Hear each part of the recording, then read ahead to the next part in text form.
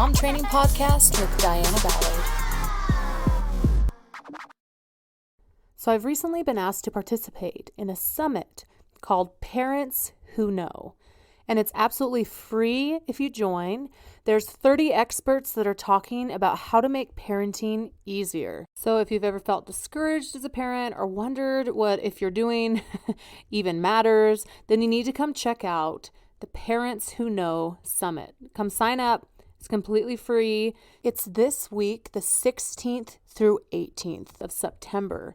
Click the link in the podcast information or go to dianaballard.com, and there's a link there where you can sign up and be able to have access to listen to these 30 amazing presentations. So Parents Who Know. So click on the link and come check it out. Hey ladies, welcome to the podcast. I'm so excited to introduce you to my friend Jackie Rockwell. She is the host of Moms and Money podcast, so make sure you go check that out. She lives in Oregon with her husband and 3 kids. She loves teaching money management skills to busy moms without adding more stuff to their to-do list. She's on a mission to ditch the mom guilt, banish mom shaming. She believes that moms don't have to feel stuck in their motherhood and that we can have the power within us to live full and abundant lives.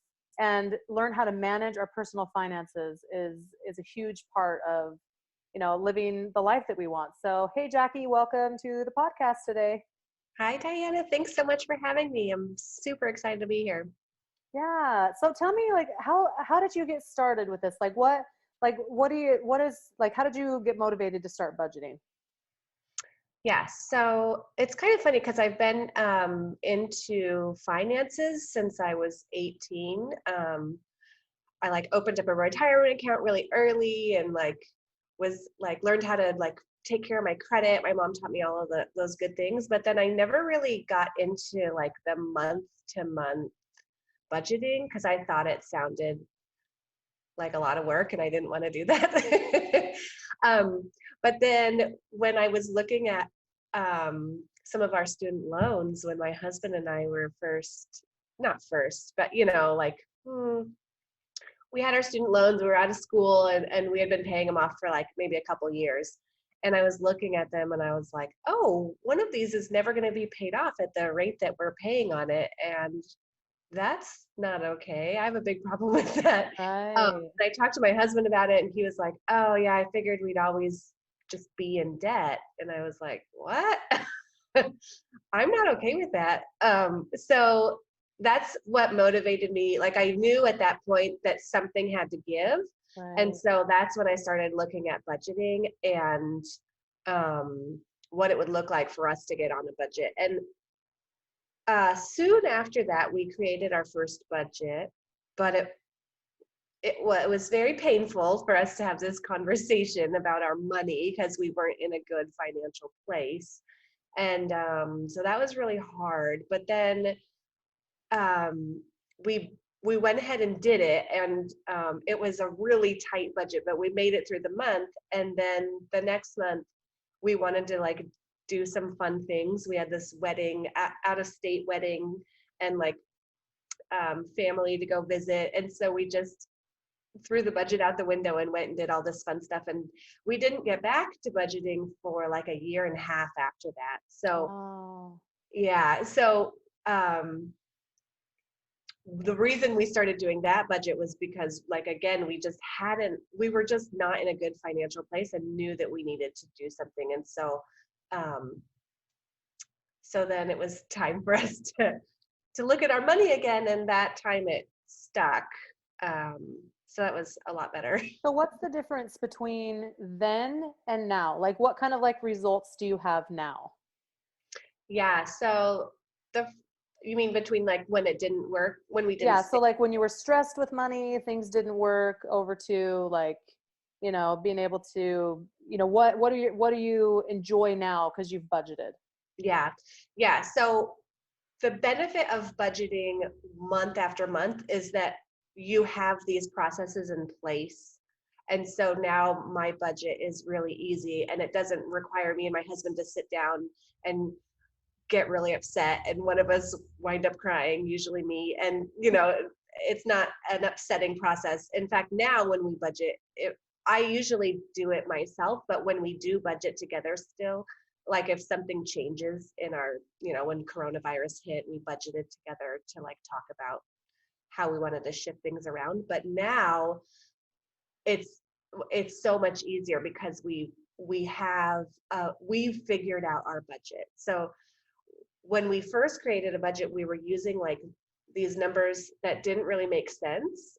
They were numbers, but we just didn't understand how to like create a budget that really suited us. And so it was like we were trying to fit into this mold that didn't fit us. And then the other problem was we didn't have a month end or a month beginning process to Right. then carry everything over to the next month. So what I teach my students to do is like create a monthly process so that you're going to be going into the next month and landing on your feet, and like take, like I'm not sure the expression I'm trying to think of, but like start off on a roll and Yeah. to keep going. And so some of those things that can motivate you to do that are like tracking things like your net worth and you're paying off your debt, or just whatever your goals are, is like tracking those goals and seeing how you're getting closer to those goals. So I love that. So kind how of, do you stick to it month after month? Is that because you have the system in place that makes it easier just to, like you said, like you're sliding into the next month? yeah, so we have a system in place. It's on my calendar. It's something that it's like, in fact, we're recording this on the 4th of the month, and normally I do it on the 1st of the month, but because everything was crazy, things happened and I didn't get to it on the 1st, I'm doing it on the 4th, and it's like, okay, it's Friday. If this doesn't get done, like I really need to prioritize this. And so it's something that's important to our family, and we know that it needs to be done, so that we just know it's done. And so putting it on my calendar is huge. And then also being able to see the progress that we've made from it. It's kind of like weight loss, right? Like you can see your pants beginning to fit a little looser, or you can feel your body like getting stronger. So you see this progress and it's encouraging, right? We're getting closer to our goals, or we've reached some of our goals. So that's really empowering and encourages us. It makes us want to continue like working towards Oh, all of I it. love that. So Yeah. why do you think people like have a resistance to budgeting? Well, hmm, I think there's lots of reasons. I think one of the main reasons is that people think that they're just not good at money. I'm doing air quotes here. um, like people think, okay, I made a mistake with money, like I have all this debt, I don't know how to do this. Um, and I think that that's just not true. Like I've definitely made mistakes with money, but I've had to like tell myself, like, I'm not bad at money just because I've made those mistakes. We've all made mistakes. It's about learning from those mistakes and not, making them again. Or if you make them again, dusting yourself off and keep going. Um, so I think that that has a lot to do with it. And then I also think that it's just the time that it takes. Like it's just unknown and people don't know what to expect or how to build a budget that fits their family, right? Every person that I work with, they're like, Sarah's budget is completely different from Judy's budget. Like they're just totally Right. different because they have different income, they have different sizes of families, they are at different points in their life, like different debts that they're paying off. Everyone's is different. And so I think the other thing that I see people not quite grasping is that a budget is like your best guess. Mm, It's not a it's not like a law or a rule. So large corporations have budgets and they're like just the best guess for the year. Like they do annual, or well, usually it's an annual budget, but so they have their annual budget for 2020. And as they're going through the year, they look at last month and they look at, okay, did the company, was it within budget? Where did we go over budget? So it's not like they get to the end of the month and stop buying something of a certain category. It's like that money just moves around, and that's okay for that to happen. And sometimes you're just going to go over budget because stuff happens. And so that's why one of the first things you want to do is put money into like a savings account. So you have a little bit of wiggle room. So you're not like Right. like totally just out of money at the end of the month, like at the 25th or whatever. So Yeah, so then that's what, so your savings is kind of like your backup, your cushion to fall in if you need it. Like yeah, you're try to be as wise as you can following your budget. And then, if and you've already put away money to savings each month so that you have a little bit of wiggle room if especially while people are learning a new budget. I think it's very exactly. crucial to be able to pay yourself in the beginning, which is into savings, but like learning a new budget, like especially like a grocery budget can Hmm. be how do I cut down on things, how do I actually stick on a budget, like I want to buy these other 5 things but it doesn't fit in my budget, how do I adjust things? So yeah, I think that's a great thing there for a great tip, I guess. What other tips would you like tell some moms about budgeting? One of the biggest things that I teach about budgeting is to pick one thing to change in your budget. So you look at all of your expenses, where you've been spending your money, and you're gonna probably want to change a lot of things because if you've been overspending, you probably have multiple areas that you would like to cut back in. But really to just like pick one spot and like go all in on that spot, like really focus on that and make sure that you get that dialed in on that budget before moving to like your next style of budget. So like the first one you might not be contributing as much to your savings, or you might not be contributing as much to like a retirement account. You might not be as paying as much debt off as you would like, but you're like setting up your good habits before you go into those other things, if that makes sense. So that's my number one tip, is to like pick what you want to focus on. And then kind of a tip that goes along with that is doing a spending freeze.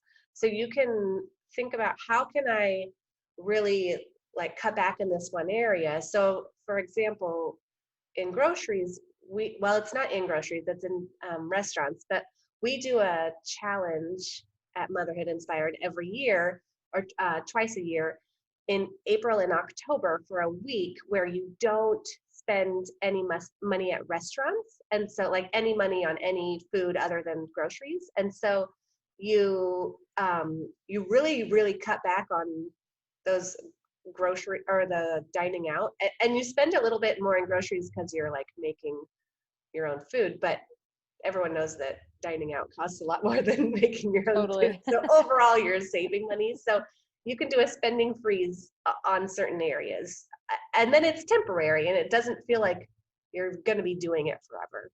Well, So and I love that because I mean, someone could pick like, I'm not going to buy anything online for a week, exactly. which is a huge, there's so like, it's so easy to buy stuff online. Like, oh yeah, I think that, I mean, there's so many ways that people can do those freezes that's a wonderful tip. Like I have to ask you though, when you budget with your spouse, like what, like even like with your kids, say your kids want something, you're like, what advice do you have for moms that are learning how to budget with their spouse? And what if their spouse is like a huge spender, or like isn't quite on board? Like let's give them a little bit of hope and Yeah. encouragement with what they can do with that. Yeah, for sure.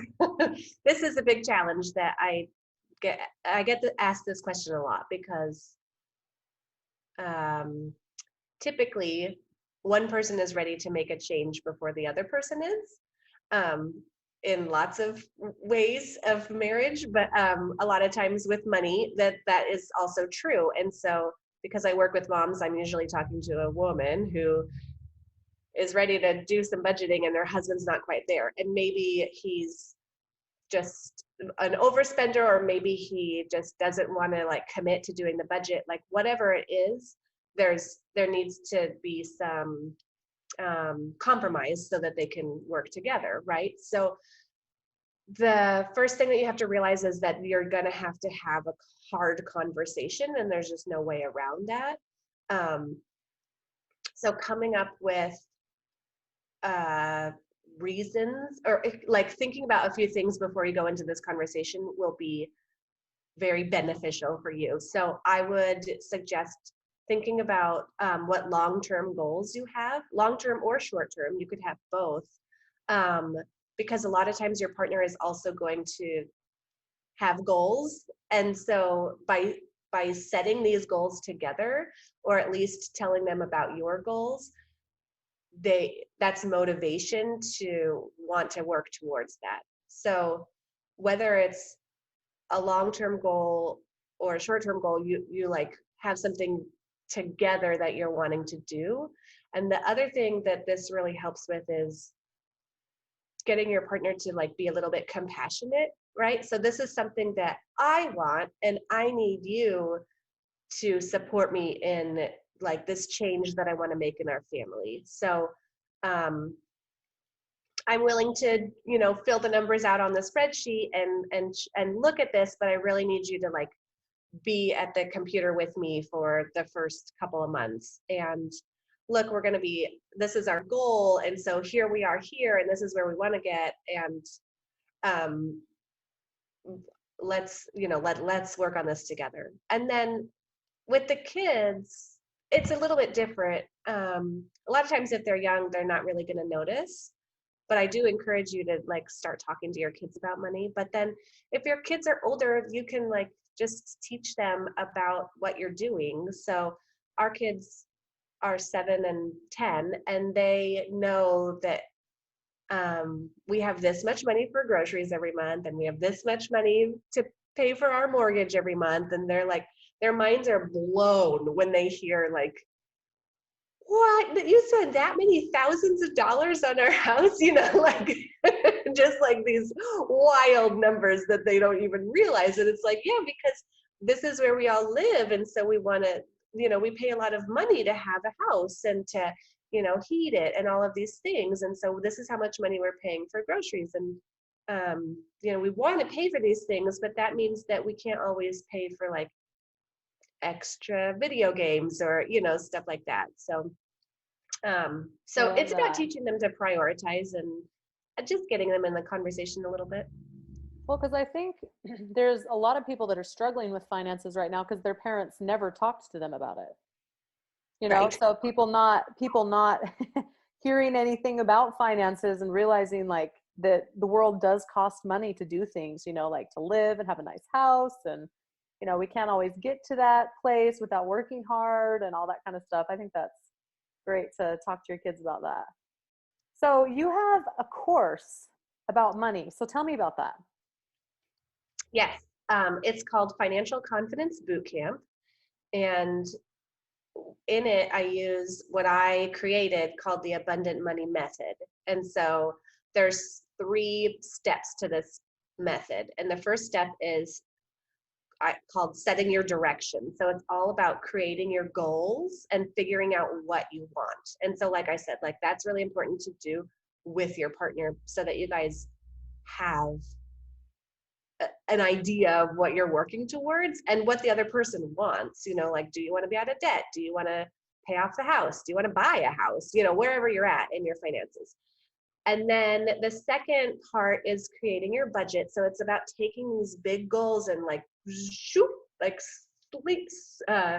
shrinking them down into like bite-sized pieces so that they fit into your budget. And then, going from this beginning budget to your ideal budget is kind of a process that the student goes through. And then learning how the third part is called reflect and thrive. Sorry, I had a brain fart there. So it's about looking back and seeing what worked, what didn't work. It's all about how you are going to stick with your budget month after month, what tools you're using each month to like track your progress, so that you continue to budget and be successful towards your goals. Wow, So it's that kind of a sounds like an cycle. amazing course there. It's very awesome. That's great. And so where can they find you and where can they find your course?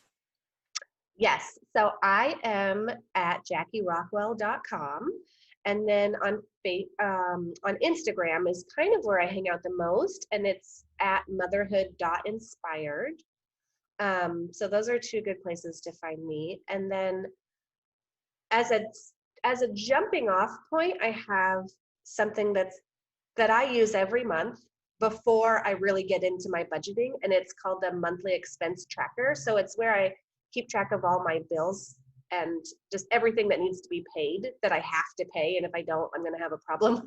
Right. And so it's a downloadable. You can download it as a PDF, or well, it's a spreadsheet, but it prints out nicely as a PDF as well, I should say. So it's paper and pencil friendly if that's what you prefer, or you can use it on the computer.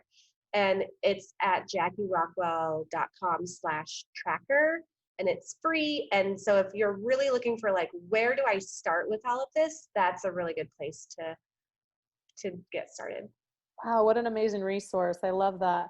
So make sure that you connect with Jackie Rockwell. I'll put all her info in the notes for the podcast. You want to make sure that you connect with her. Jackie, this has been wonderful talking with you. I've learned some things myself, and we have loved having you, and we'll hope that you'll join us again. Oh, that would be amazing. Well, thanks for having me. Yeah, you bet. And ladies, we'll tune in next week for our next episode, and you guys have a great week. Talk to you later. Hey mama, have you shared the Mom Training podcast or anything about mom training with another mom? Girl, what are you doing? Let's help out some other moms. Share this with somebody. Share this with somebody that might change their life forever. And in the meantime, make sure you're jumping in, you have subscribed, and you show up here every single week to build a solid foundation for your home and be an awesome rockin' mom. See you later.